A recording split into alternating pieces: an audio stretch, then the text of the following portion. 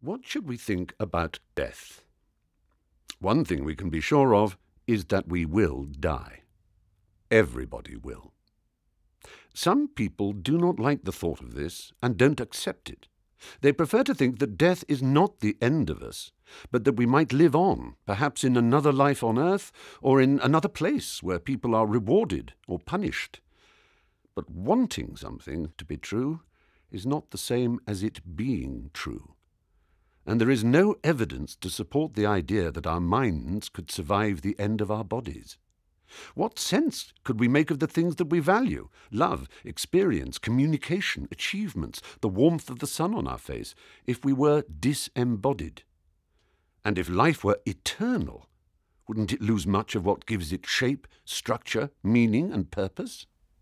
Think about reading a good book or eating a delicious cake. These may be great pleasures, but one of the things that makes them pleasures is that they come to an end.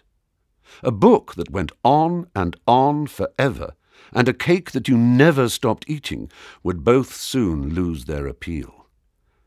Death is a natural part of life.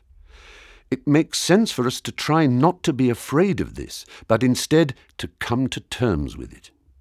Then we can focus on finding meaning and purpose in the here and now, making the most of the one life we know we have and helping others to do the same, choosing good over evil without the expectation of reward in some other place.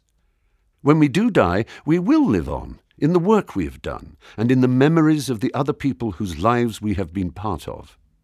Our bodies will break up and become part again of the cycle of nature. The atoms that form us now will go on to form other things, trees and birds, flowers and butterflies.